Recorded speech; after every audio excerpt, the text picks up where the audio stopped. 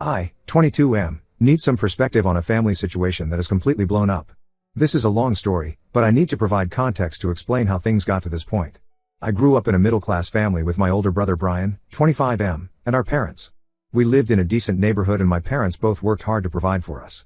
What made our household different was that my grandfather lived with us since I was 5 years old. From the beginning, there was a clear difference in how my parents treated Brian and me. Brian was their golden child, their firstborn who could do no wrong. Every small achievement of his was celebrated like he had won an Olympic medal. When he got B grades, my parents would take him out for dinner to celebrate. When I got straight A's, they would just say good job and move on. My grandfather was the only one who saw through this dynamic. He was a retired business owner who had built everything from scratch and valued hard work above everything else. He spent equal time with both of us, teaching us about life, money, and the importance of integrity. While my parents constantly praised Brian's mediocre efforts, my grandfather was the one who encouraged me to push myself and achieve more. The favoritism became more obvious as we entered high school. If both of us got into trouble, somehow I was blamed for being a bad influence on Brian, despite being the younger one. When we both joined the school basketball team, my parents attended every game Brian played but always had excuses when it was my turn. My grandfather never missed a single game for either of us. Brian started showing concerning behaviors in high school. He would skip classes, but my parents always believed his excuses. He started asking for more pocket money than usual, claiming it was for school projects or team activities. My grandfather questioned this, but my parents shut him down, saying he was being too hard on Brian. I later found out Brian was using the money for online gambling, but when I tried to tell my parents, they accused me of being jealous of my brother. My grandfather had always been successful in his business ventures, and he wanted to ensure both his grandsons had a good start in life. 3 years ago, when his health started declining, he set up trust funds for both Brian and me. The money was meant to help us establish ourselves after graduation, either for higher education or starting a legitimate business. My parents were named trustees until we turned 21. Before setting up the trusts, my grandfather sat down with each of us separately. He told me he was proud of how I handled myself despite the obvious favoritism at home. With Brian, he had a long discussion about responsibility and making something of himself. A week after setting up the trusts, my grandfather had a severe heart attack and passed away. His death hit me hard because I lost the only person who truly saw me for who I was. After grandfather's death, Brian's behavior got worse. He barely graduated high school and attempted college only because my parents pressured him. He dropped out after one semester, claiming college wasn't for him. Meanwhile, I focused on my studies, participated in academic competitions, and got accepted into a good university. I wanted to make my grandfather proud. Things took a strange turn last year when Brian started dating Amelia, 24. She came from a wealthy background and had expensive tastes. Suddenly, Brian was wearing designer clothes, eating at high-end restaurants, and taking weekend trips. This was strange because he hadn't held a steady job since dropping out of college.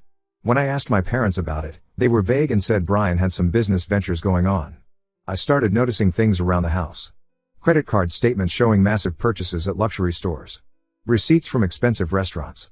Casino charge slips in Brian's jacket when I was doing laundry.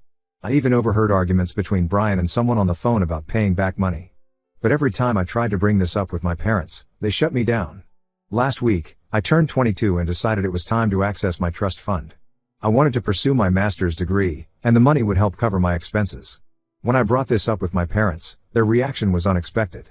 They got quiet, exchanged nervous looks, and asked me to sit down for a serious discussion.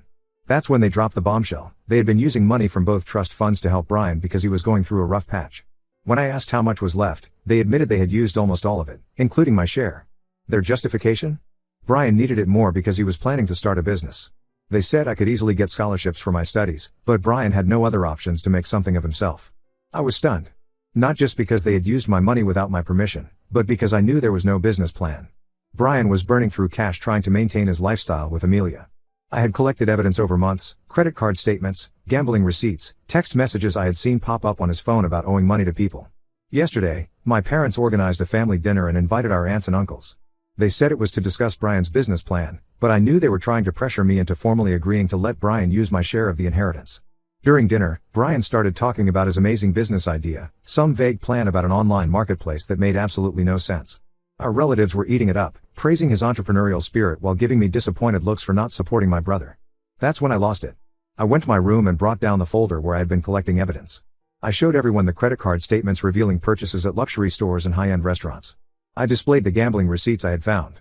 I even had screenshots of texts from Amelia to Brian demanding expensive gifts and threatening to leave him if he didn't maintain their lifestyle. The dining room exploded into chaos. Brian jumped up and started yelling that I had no right to go through his things. My parents were more outraged at me for exposing Brian than at him for lying about everything. They said I had betrayed family trust and should be ashamed of myself.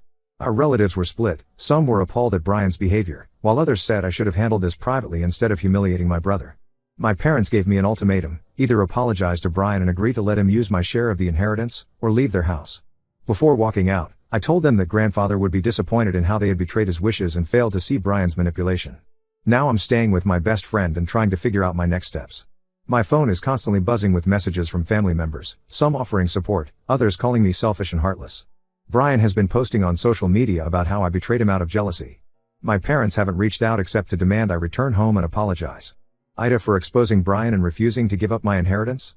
Update 1. First, I want to thank everyone for their supportive comments and helpful advice. The past 2 weeks have been a roller coaster, and I have a lot to share about what's happened since my last post. Following many of your suggestions, my first step was to contact a lawyer who specializes in trust law. I had to use most of my savings for the initial consultation, but it was worth every penny. The lawyer reviewed my grandfather's trust documents and confirmed what many of you suspected: my parents had no legal right to use my share of the trust fund for Brian. The terms were incredibly specific, something I hadn't known before. The money could only be used for education or starting a legitimate business, with proper documentation and business plans that had to be approved by a financial advisor.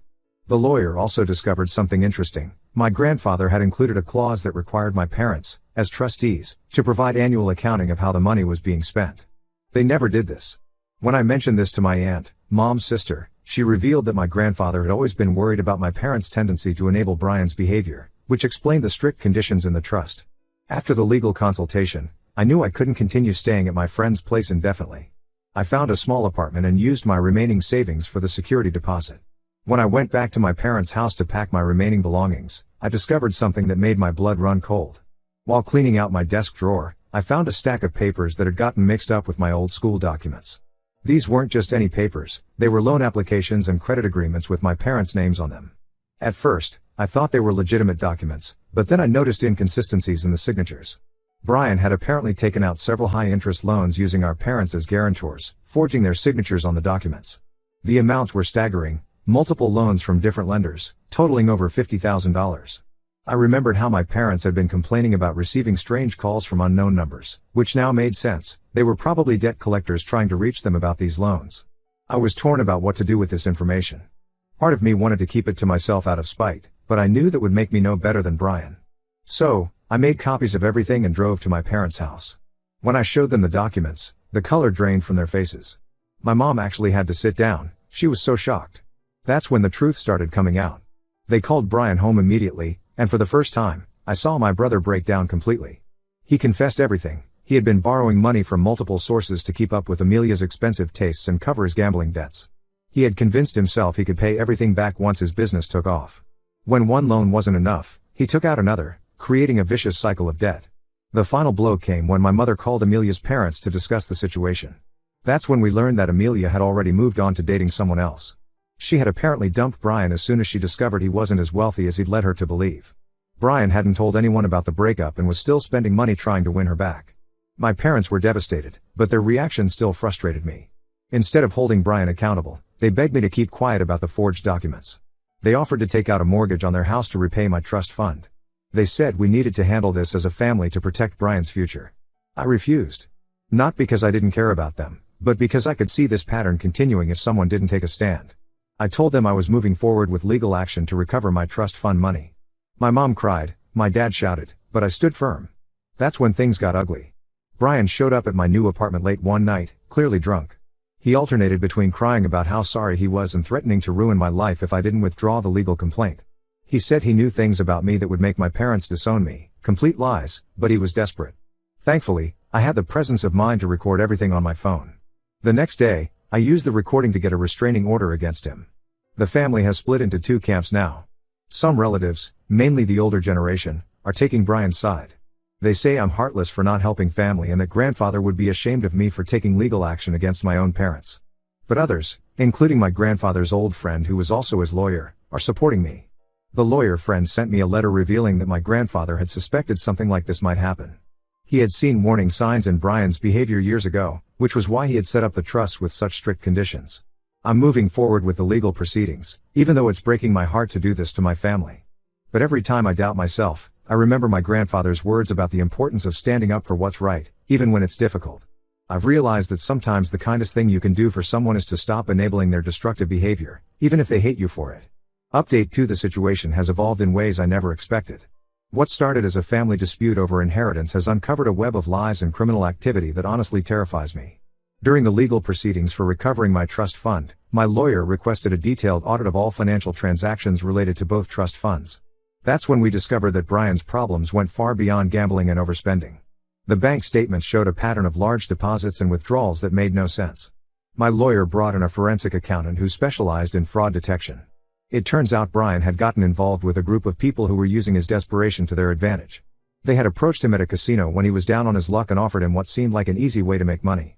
They would deposit large sums into accounts he opened, and he would withdraw the money in smaller amounts, keeping a percentage for himself. He thought he was helping them avoid taxes, but in reality, they were using him to launder money from illegal activities.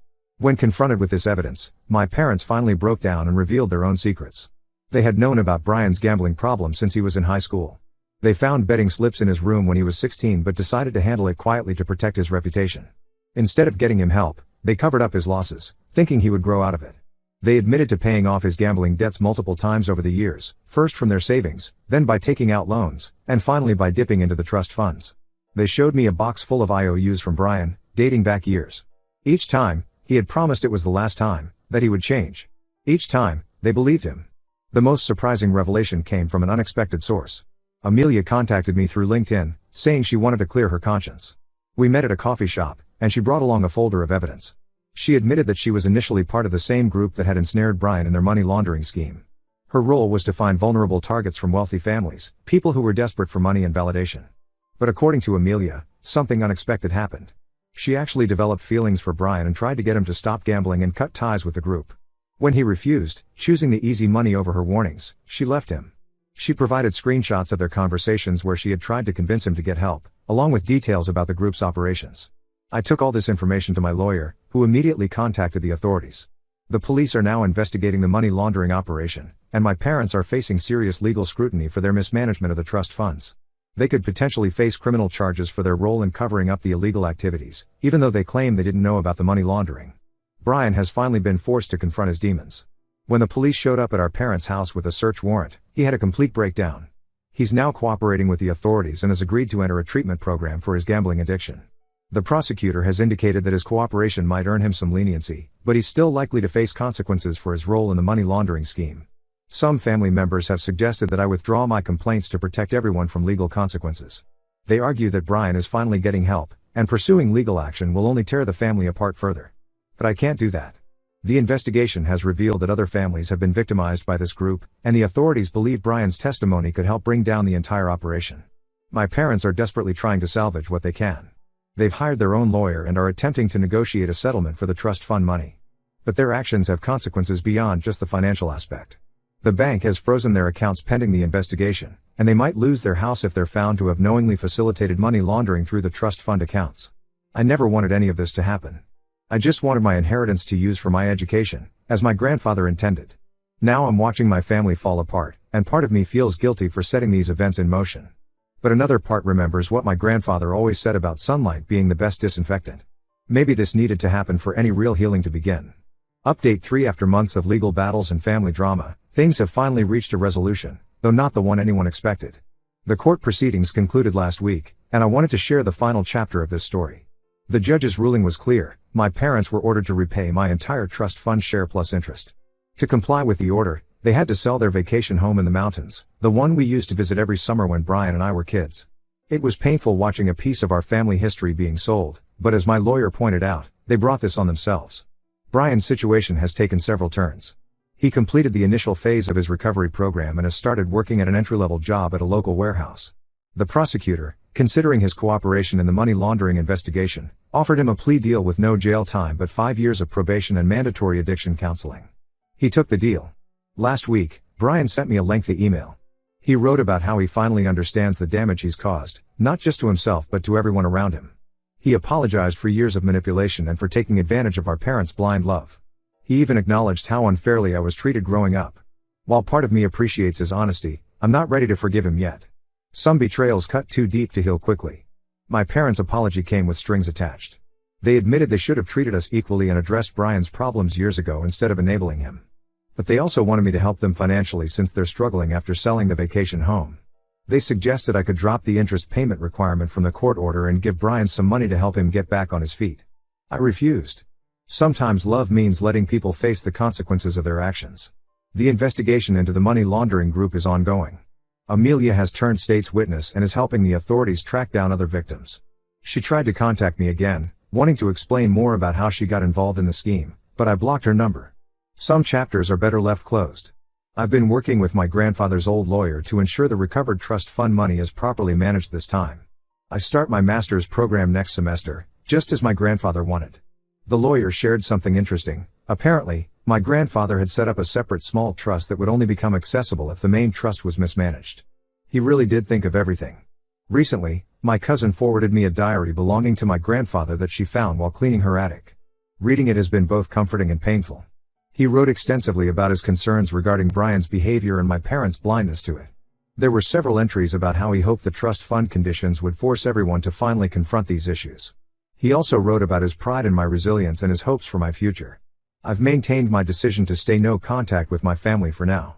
Some relatives say I'm being too harsh, that family should stick together through hard times. But I've realized that sometimes the healthiest thing you can do is step away. My grandfather wrote in his diary, "Standing alone is better than standing with people who hurt you." The money's been transferred to my new account, and I've moved to a different city to start my master's program. Sometimes I drive past our old vacation home and remember the good times, before money and lies tore everything apart. But then I remember my grandfather's words about building a life on truth rather than comfortable lies, and I know I made the right choice. Looking back on everything that's happened, I realized this was never really about the money. It was about truth, responsibility, and the courage to stand up for what's right, even when it costs you everything you thought you needed. My grandfather understood that. I wish it hadn't taken all this for me to understand it too.